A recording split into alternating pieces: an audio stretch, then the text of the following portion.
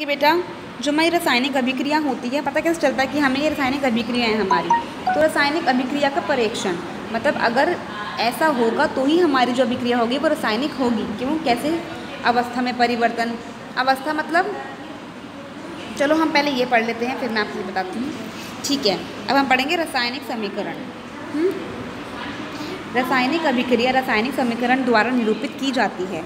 ठीक है, हमारी अभिक्रिया होती हैं वो रासायनिक समीकरण पढ़ा अभी हमने ऊपर, उस तरीके से निरूपित की जाती हैं, रिप्रेजेंट की जाती हैं। रासायनिक समीकरण में तत्वों का प्रतीक या अभिकारक और उत्पादकों के रासायनिक सूत्र उनकी भौतिक अवस्था के साथ लिखे जाते हैं। जैसे कि मानो हम इसकी बात कर रहे हैं, है ना, मैग्नीशियम O2 और 2MgO की। तो वो क्या कह रहे हैं कि समीकरण में जो समीकरण होता है उनमें तत्वों के प्रतीक के साथ, ठीक है, तत्वों के प्रतीक या अभिकारक और उत्पादकों के रासायनिक सूत्र उनकी भौतिक अवस्था के साथ लिखे जाते हैं। मतलब कि जो हमने ये लिखा है जैसे Mg है, ठीक है, इसका रासायनिक हमारी जो भौतिक अवस्था होती है, अवस्था मतलब हमारी 3 अवस्थाएं होती हैं, सॉलिड, लिक्विड और गैस, ठोस, द्रव और गैस, है ना। तो हमारा Mg यहाँ पे क्या है, सॉलिड है, मतलब कि ठोस है, तो हम क्या लिखेंगे, इसके साथ S लिखेंगे। O2 क्या है, हमारी गैस, तो उसके साथ हम G लिखेंगे। हमारा ये जो पदार्थ बनकर रहा है क्या बना, 2 मैग्नीशियम ऑक्साइड, तो ये क्या है, हमारा गैस ही होता है। ठीक है, समझ में आया। तो उसके साथ हम गैस लिखेंगे।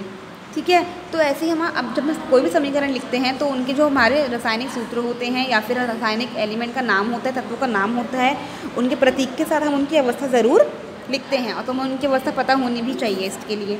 रासायनिक सूत्र उनकी भौतिक अवस्था के साथ लिखे जाते हैं। रासायनिक अभिक्रिया में आवश्यक परिस्थितियाँ जैसे ताप, दाब, उत्प्रेरक आदि के तौर पर निशान के ऊपर या नीचे दर्शाया जाता है। ठीक है, अगर कोई भी हमारी रासायनिक अभिक्रिया है, ये एरो है, ठीक है, अगर हम इसमें क्या लगा रहे हैं, हम कोई हीट दे रहे हैं तो हम इसके ऊपर ताप लिख देते हैं। अगर हम इस जो अभिक्रिया चल रही है उसमें हम प्रेशर लगा रहे हैं, दाब लगा रहे हैं, तो हम जो दाब लिख देते हैं। और अगर हम उत्प्रेरक मतलब कोई हम कैटलिस्ट यूज़ कर रहे हैं, मतलब कि हम पढ़ेंगे बेटा बाद में क्या होता है, उत्प्रेरक आपने पता होगा वैसे, तो हम उनके एरो के ऊपर लिखते हैं।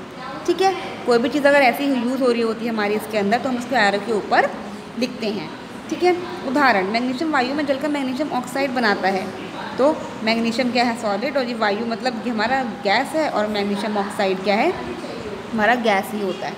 ठीक है, तो हमारा मैग्नीशियम ऑक्साइड बना रहा है। अब हम यही देख रहे हैं कि पता कैसे चलेगा कि हमारी रासायनिक जो अभिक्रिया है वो रासायनिक, हमारे जो समीकरण है वो रासायनिक अभिक्रिया है। क्यों, कैसे पता लगेगा हमको, उसकी अवस्था में परिवर्तन। ठीक है, अब यहाँ पे हम क्या ले रहे थे, एक सॉलिड ले रहे थे, एक गैस ले रहे थे, हम यहाँ पे क्या बन गया, पूरा का पूरा ये गैस बन गया, तो उसकी अवस्था में चेंज हो गया, है ना, अवस्था में चेंज हो गया। ठीक है, अवस्था में परिवर्तन। अगर किसी पदार्थ के रंग में परिवर्तन आता तो भी हम कहते हैं कि रासायनिक समीकरण हो रहा है। तापमान में परिवर्तन आएगा तो भी हम ये कहेंगे। गैस का उत्सर्जन मतलब अगर गैस निकलेगी उस रिएक्शन में से तो हम उसको बोलेंगे रासायनिक अभिक्रिया है। ठीक है, ये रासायनिक अभिक्रिया है। ठीक है, अब हम करेंगे क्वेश्चंस हम बेटा दूसरी वीडियो में करेंगे। ठीक है।